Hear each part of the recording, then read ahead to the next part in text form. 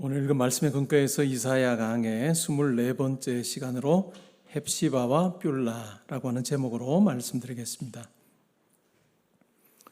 이사야서는 하나님의 심판과 회복의 메시지를 담고 있습니다. 이스라엘 백성들이 하나님의 백성들이 심판을 받은 이유는 하나님의 말씀에 순종하지 않고 또 하나님만을 섬기지 않고 다른 것을 의지하려고 할 때 하나님께서 그냥 내버려 두지 않으시고 자기 사랑하는 백성이라 할지라도 하나님께서 심판을 하셨습니다. 결국 그들은 약속의 땅에서 쫓겨났죠.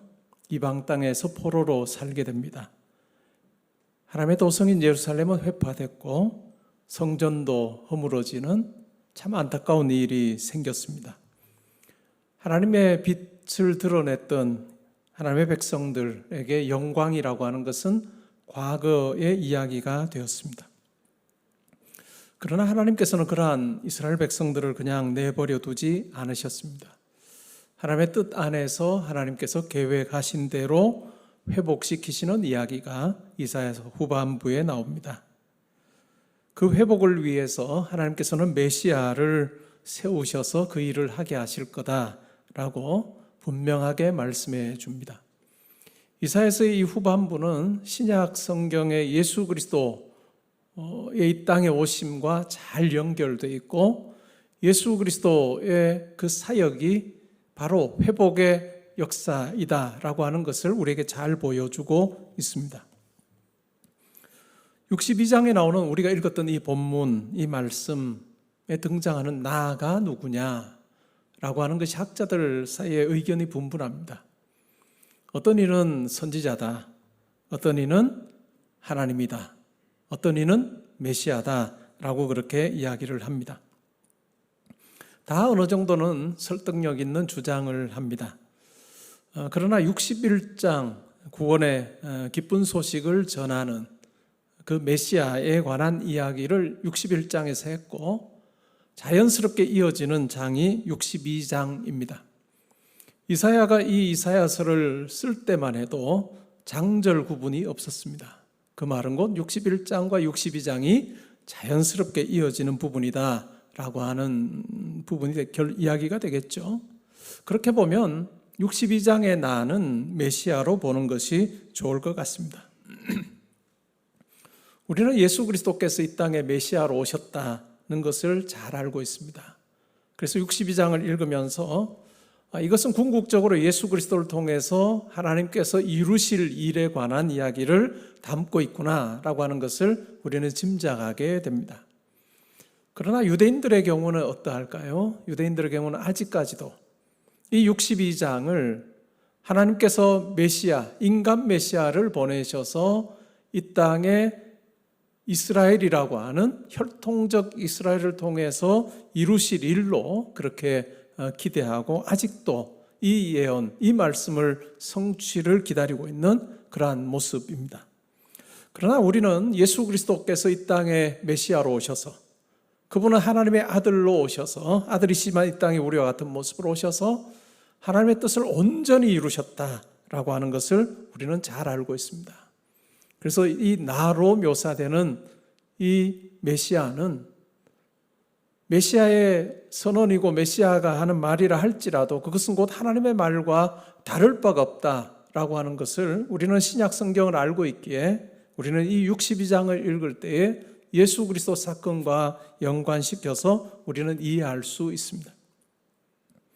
그런 측면에서 우리가 62장을 한번 쭉 살펴보면 좋을 것 같습니다. 우리가 구약 성경을 읽을 때 어떤 예언은 그 당대의 성취로 끝이 나는 예언도 있고 어떤 예언은 그 당대에는 어떤 형태로 이루어지지만 마침내 궁극적으로 이루어질 그와 같은 궁극적인 의미의 어떤 예언도 담겨 있습니다. 그래서 구약 성경의 예언을 우리가 이해할 때는 이중적 예언이다 라고 그렇게 이해를 하는데 우리가 이 62장을 이중적 예언이라고 하는 측면에서 한번 살펴보면 좋을 것 같습니다. 62장 1절에 보면 이런 말씀이 나옵니다. 나는 시온의 의가 빛같이 예루살렘의 구원이 횃불같이 나타나도록 시온을 위하여 잠잠하지 아니하며 예루살렘을 위하여 쉬지 아니할 것이다 라고 이야기를 합니다. 우리가 메시아이신 예수님의 말씀으로 한번 생각을 해보면 시온의 의가 빛같이 예루살렘의 구원이 횃불같이 나타나도록 내가 잠잠하지도 또 쉬지도 아니하겠다라고 하는 말씀으로 이해할 수 있습니다. 예수님께서 이 땅에 메시아로 오셔서 어떻게 사역하셨는지는 우리는 잘 알고 있습니다. 복음서에 나오는 그 내용을 통해서 예수님께서 하나님 나라를 선포하시기 위해서 또 하나님의 그 뜻을 전하기 위해서 얼마나 애쓰셨는지를 우리는 잘 알고 있습니다. 잠잠하지 아니하셨고 쉬지 아니하셨던 그분의 모습을 우리는 이미 이 땅에 오신 예수 그리스도를 통해서 잘 알고 있습니다. 근데 왜 그러한 수고를 하셨는가 하는 부분에 대한 이야기가 1절에 나오는데 예루살렘의 구원이 시온의 의가 빛같이 예루살렘의 구원이 횃불같이 나타나도록 하기 위해서 시온의 의, 예루살렘의 구원을 위해서 예수님께서 사역하신다, 메시아가 사역하신다라고 하는 의미가 이 1절에 담겨 있습니다. 근데 여기서 62장 1절에서 말하는 이 시온과 예루살렘은 물론 유대인들에게 있어서 잘 알려진 이 시온, 예루살렘을 의미할 수도 있지만 더 궁극적으로 보면 예수 그리스도, 메시아이신 예수 그리스도를 통해서 온전하게 될 시온과 예루살렘에 대한 이야기라고 우리가 생각을 해볼 수 있습니다. 메시아가 시온의 의를 위해서 빛같이, 의가 빛같이 예루살렘의 구원이 횃불같이 나타나도록 잠잠하지도 아니하시고 쉬지도 아니하신다라는 말씀입니다. 그런데 여기에 보면 의가 뭘까요? 시온의 의가 빛같이 라고 할 때 의가 무엇일까요? 여기서 말하는 의는 하나님의 은혜로 하나님의 백성 안에 반영된 하나님의 성품을 이야기합니다. 하나님의 은혜로 하나님 백성 가운데 드러난 하나님의 성품을 이야기할 때 의라고 이야기합니다. 나는 시온의 의, 즉 하나님의 은혜로 하나님 백성 가운데 반영된 하나님의 성품이 빛같이 나타나도록 내가 잠잠하지도 아니하겠고 쉬지도 아니하겠다라고 그렇게 말씀하고 계십니다. 근데 이 의와 구원을 이야기할 때 밝음과 빛으로 설명을 합니다. 시온의 의가 빛같이 예루살렘의 구원이 횃불같이 나타나도록. 이 밝음과 빛은 어둠과 대조가 됩니다. 이 밝음과 빛이라고 하는 것은 성경에 나오는 여러 용례들을 살펴보면 하나님의 임재가 있을 때 주어지는 결과입니다. 하나님의 임재가 있을 때 바로 밝음이 있고 빛이 있습니다. 정의와 공의가 사라질 때 그때 백성의 삶을 묘사할 때 그때 사용하는 단어는 어둠과 캄캄함입니다. 이사야 59장 9절에도 그와 같은 내용이 나옵니다. 그러므로 정의가 우리에게서 멀고 공의가 우리에게 미치지 못한즉 우리가 빛을 바라나 어둠뿐이요 밝은 것을 바라나 캄캄한 가운데 행함으로. 백성이 자기의 죄악을 자백하는 그 내용에서 바로 하나님을 떠난 하나님의 임재가 그들의 삶 가운데 사라졌을 때 바로 그들은 어둠 가운데 거하였다라고 그렇게 이야기를 하고 있습니다. 그렇게 어둠 가운데 거하던 하나님의 백성들, 그리고 시온과 예루살렘에 메시아이신 예수 그리스도께서 오심으로, 메시아가 오심으로 이제는 빛과 같이 또한 횃불같이 의와 구원이 나타나도록 하겠다라고 하는 말씀이 바로 1절의 말씀입니다. 2절은 메시아가 시온을 위해서 하는 일의 두 결과에 대해서 이야기를 합니다. 2절에 이렇게 나옵니다. 이방 나라들이 내 공의를 묻 왕이 다 내 영광을 볼 것이요 너는 여호와의 입으로 정하실 새 이름으로 일컬음이 될 것이다 라는 이야기합니다. 첫 번째, 메시아가 시온을 위해서 하는 일의 첫 번째 결과가 있다면 그것은 이방 나라들과 묻 왕들이 시온의 영광을 보게 될 것이다 라고 하는 이야기입니다. 시온에 반사된 하나님의 영광을 열방이 보게 될 것이다. 그리고 모든 왕이, 여기서 모든 왕은, 뭇왕은 아주 그 당시에 작은 나라로 여겨졌던 암몬이나 에돔이나 블레셋과 같은 나라뿐만 아니라 당시의 세계를 주름잡았던 아수르나 바벨론과 페르시아와 같은 그 대국의 왕들도 이 시온의 영광을 보게 될 것이다 라고 하는 이야기를 하고 있습니다. 이 대국의 왕들이 가진 그 영광, 그리고 그 당시에 큰 나라가 가졌던 그 영광, 그것은 이스라엘의 시온의 밝아올 빛에 비하면 마치 태양 앞에 촛불에 불과한, 하나님께서 주시는 그 영광과 인간이 얻게 되는 그 영광은 비교할 수 없고, 뭇왕과 열방이 이 시온에 드러난 하나님의 그 놀라운 영광을 보게 될 것이다 라는 이야기를 합니다. 이것이 첫 번째 메시아가 시온을 위해서 한 일의 결과입니다. 그 다음에 두 번째 결과는 뭘까요? 그것은 바로 이름의 변화입니다. 새 이름이 주어진다고 이야기합니다. 새 이름으로 일컬음이 될 것이다 라는 이야기입니다. 우리가 구약 성경에서 이름은 어떤 지위나 상태나 성품의 변화를 의미합니다. 창세기 17장에 보면 아브라함의 이름이 바뀝니다. 큰아버지에서 아브라함에서 아브라함으로 바뀝니다. 큰 아버지라고 하는 뜻에서 아브라함, 열국의 아버지라고 하는 이름으로 바뀝니다. 사라의 이름도 바뀌어서 열국의 어머니라고 하는 이름이 주어집니다. 이 이름이 주어질 때 그 상황을 보면 이들을 통해서 하나님께 주신 자녀가 아들이 없을 때였습니다. 그런데 하나님께서 약속하신 것을 분명히 이루신다는 것을 보여주시기 위해서 이름을 바꾸어 주셨습니다. 창세기 32장 28절에도 보면 야곱의 이름이 바뀝니다. 야곱에게 주어진 새 이름이 뭘까요? 이스라엘입니다. 하나님과 겨루어 이겼다라고 하는 의미의 새 이름을 야곱에게 허락해 주셨습니다.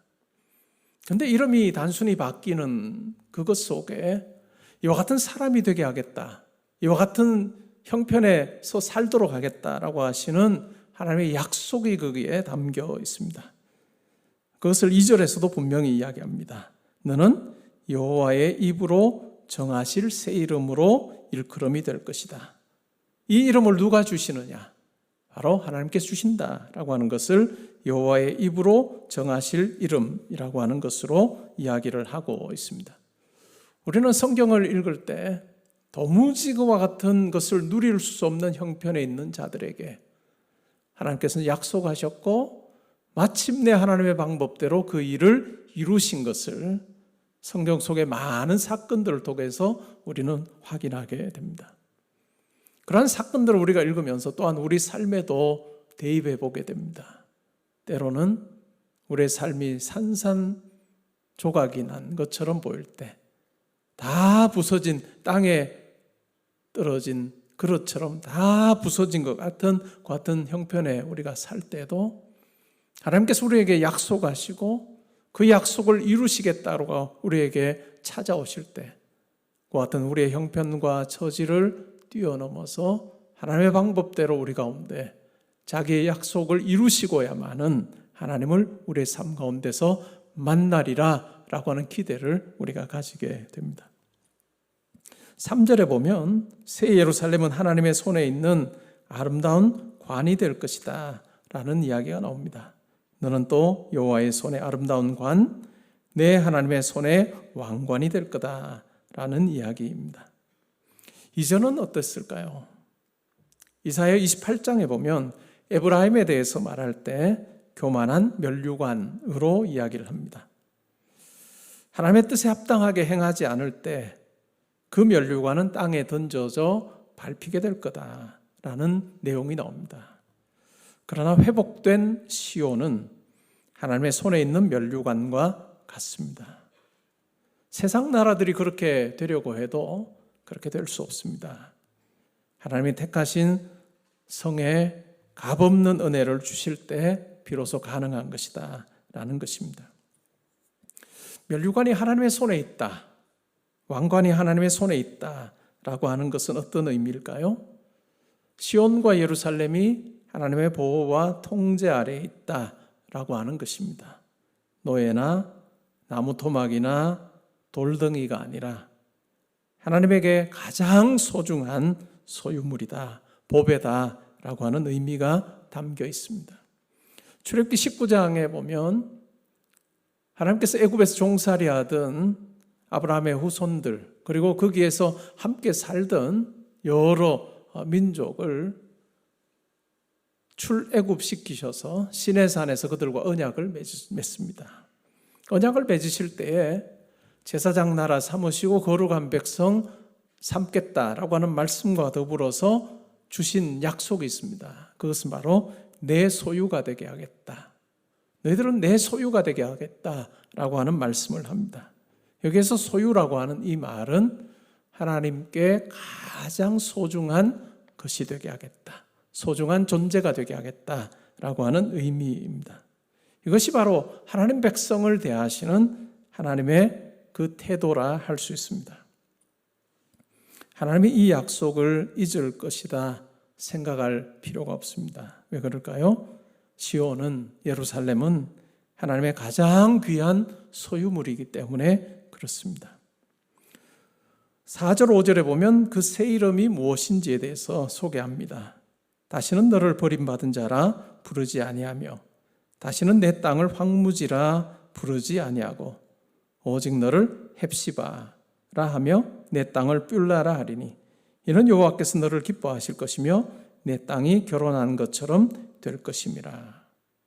마치 청년이 처녀와 결혼함 같이 내 아들들이 너를 취하겠고 신랑이 신부를 기뻐함 같이 내 하나님이 너를 기뻐하시리라. 이전의 상황을 설명하는 것은 바로 버림받은 자, 황무지라고 하는 것으로 불릴 만한 그 같은 삶이었습니다.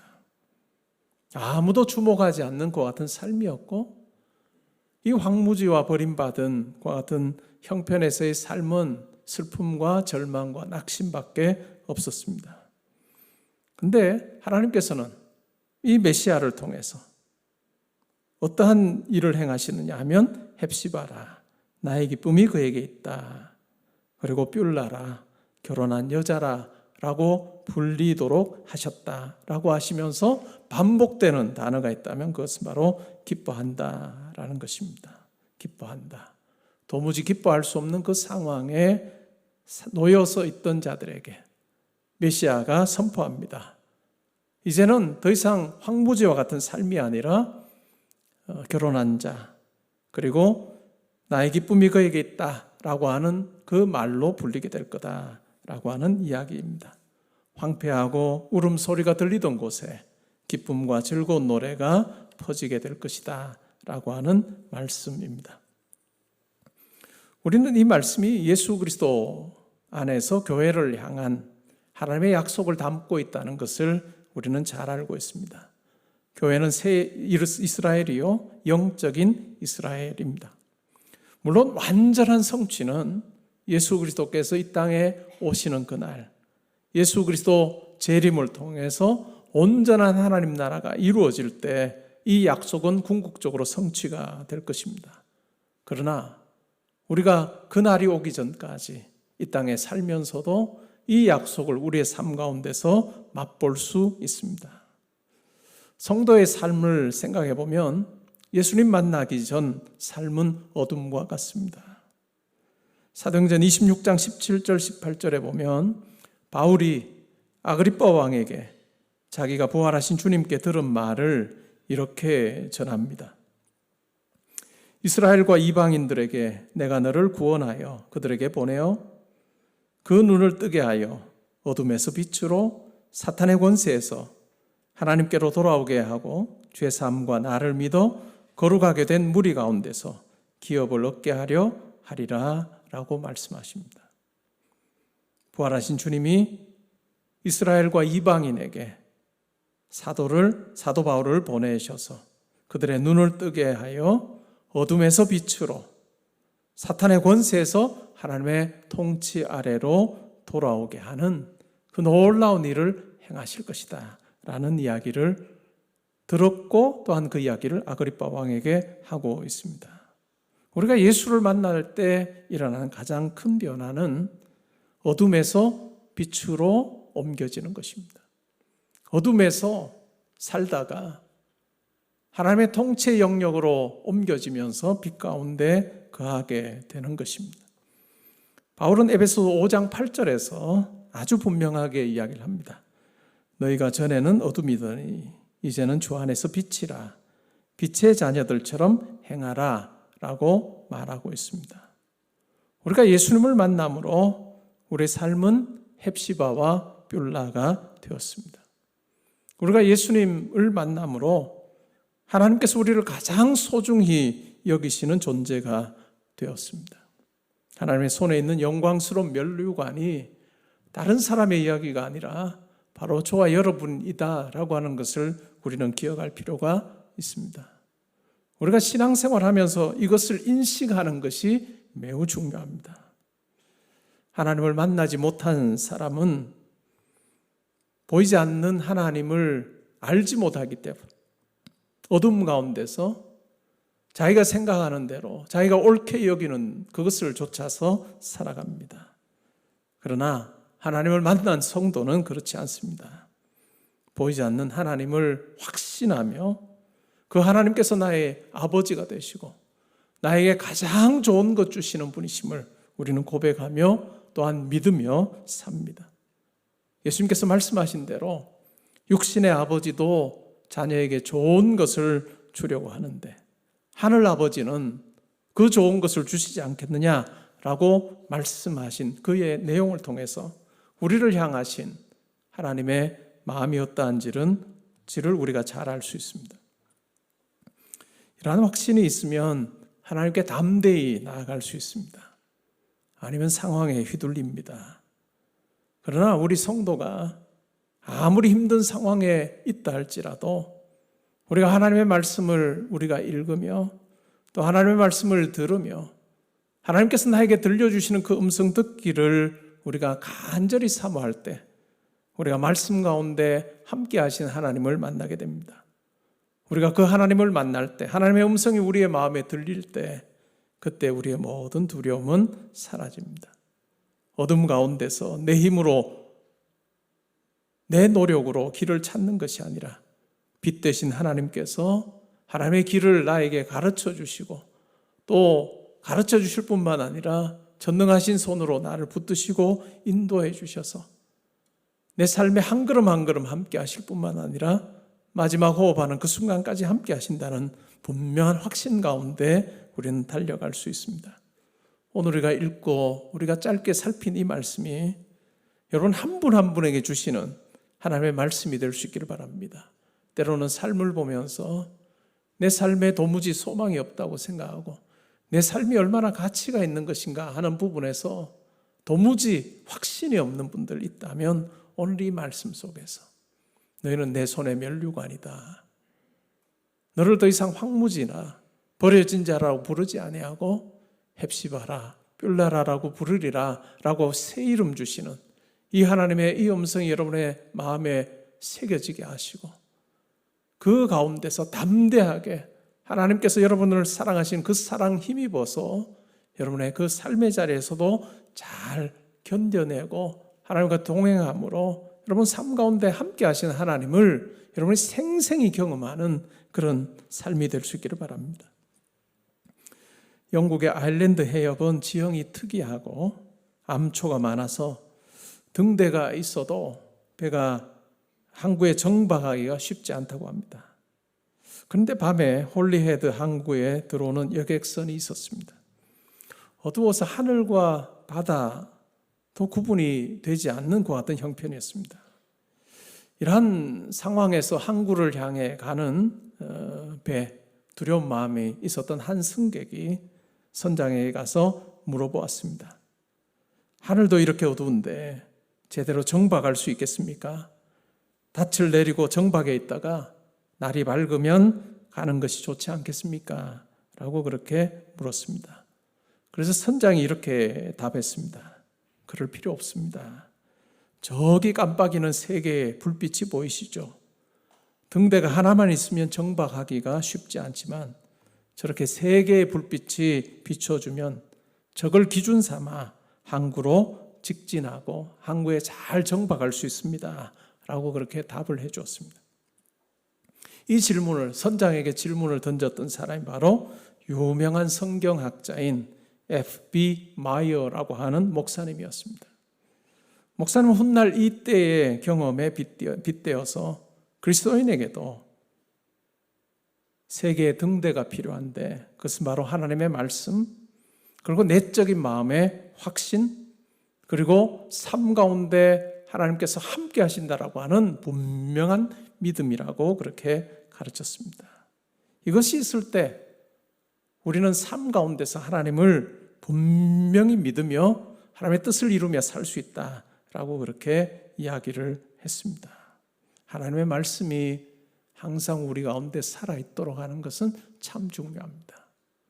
하나님의 말씀을 읽을 때 영원하신 하나님께서, 제가 자주 설명드리지만 우리의 태어남과 우리의 마지막 호흡까지를 한 번에 보시는, 시간에 매이지 않으셔서 우리 삶을 한 번에 들여다보고 계시는 그 하나님께서 기록된 말씀을 통해서 우리가 이 말씀을 읽고 들을 때 우리 가운데 오늘 우리에게 필요한 말씀으로 친히 말씀해 주는 그 음성을 듣는 것이 매우 중요합니다.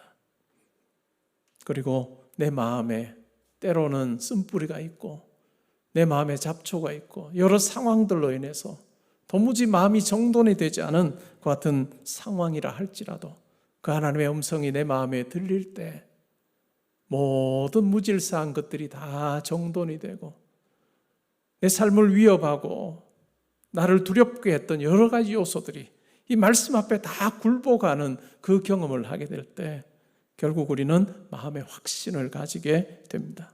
하나님의 음성을 듣고 마음의 확신을 가지고 우리 삶의 자리에서 일하신 하나님을 우리가 사모함으로 나아갈 때 하나님께서는 우리의 생각을 뛰어넘어서 역사하십니다. 많은 사람들이 불가능할 거야 라고 하는 그 일도 하나님께서 함께 하시면 불가능하지 않습니다.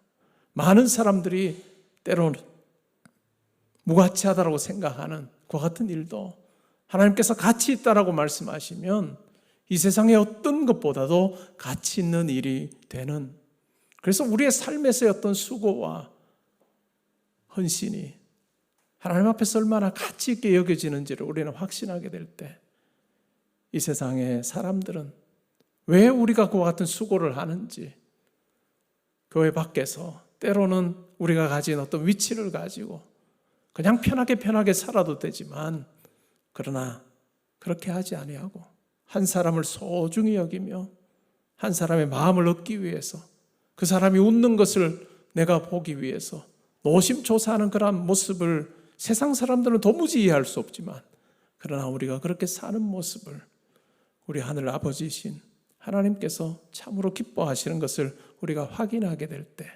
우리의 삶의 자리에서 더 신나게 그 같은 일을 우리가 감당하게 되는 것입니다. 여러분의 삶의 형편이 지금 어떠하신지요?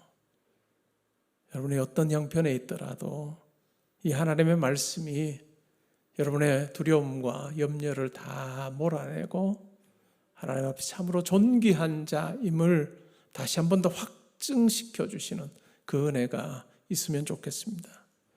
토레이라고 하는 유명한 신학자 목사님에게 어떤 한 학생이 질문을 했습니다. 성경도 여러 버전이 있는데 어떤 버전의 성경을 제가 읽으면 좋겠습니까? 라고 질문을 했습니다. 좋은 질문이죠. 그러자 이 토레이 목사님이 이렇게 답했습니다. 삶으로 번역한 성경이 가장 좋은 성경입니다. 삶으로 번역한 성경이 가장 좋은 성경입니다. 우리 삶에 하나님께서는 여전히 말씀으로 우리에게 약속을 주시고 우리에게 소망을 주십니다. 그 약속의 말씀을 붙들고 내 삶에서 그 약속을 이루시는 하나님을 만날 때 그것이 가장 귀한 하나님의 말씀으로 우리 가운데 다가올 것입니다. 오늘 우리가 말씀 듣고 기도하는 자리로 나왔습니다. 우리가 기도할 때 오늘 이사야 62장 1절부터 5절에 나오는 예수 그리스도를 통해서 메시아를 통해서 우리에게 들려주시는 이 말씀이 우리의 마음에 잘 새겨져서 세상 사람들의 그 평가에 우리가 휘둘리지 말고 나를 둘러싸고 있는 환경에 휘둘리지 말고 하나님이 나를 가장 존귀하게 여기시고 또한 빛같이 횃불같이 나타나도록 하기 위해서 우리 가운데 역사하기를 쉬지 않으시고 잠잠하지 않으시는 그 예수 그리스도가 우리 가운데 있다는 것을 확신하면 좋겠습니다. 히브리서 7장 25절에 보면 우리가 이 예수 그리스도를 힘입어 하나님께 나아갈 때 우리를 돕는 자로 계신다라고 말씀합니다.